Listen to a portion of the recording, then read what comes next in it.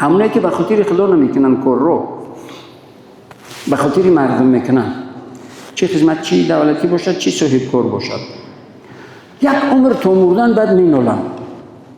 میبینیم چه انسان ها هستن.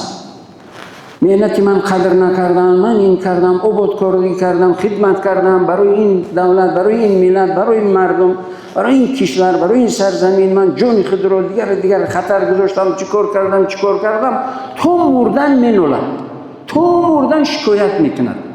هیچ راحتی انجام داده فعل و رفتار و کردار و مهنت زحمتش رو نمیچشد، حس نمیکند، همیشه شکایت میکند، حریص سرسون سرگردان میرود.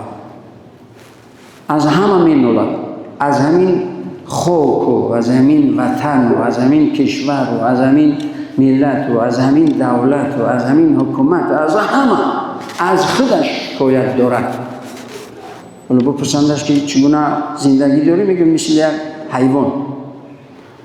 وقتی که مسلمان به خاطر خدا، چی خدمت چی دولتی باشد، چی دهقان باشد، چی صاحب کار باشد، چی مهندس باشد، چی طبیب باشد، هر کاری که نباشد انجام بدهد به خاطر خدا، خداوند در قلب اون آرامی و قناعتمندی رو جای میکند که قناعتمند و راضی و خوشنود و خوشحال رو زندگی میکند.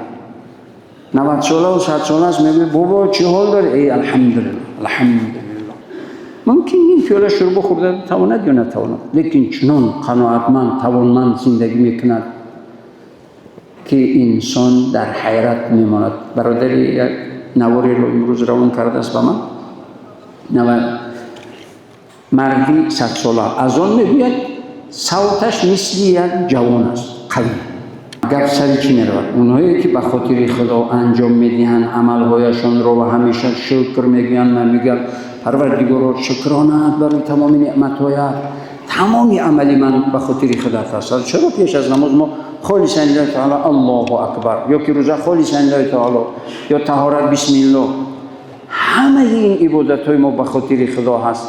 این عمل‌های به خاطر خدا انجام داده ما رو در این دنیا قناعتمند و راضی و خوشنود و خوشحال و قناعتمند و راضی زندگی عطا میکند پروردگار به سبب شکرمان و به خاطر این عمل‌های انجام داده همون به خاطر خدا.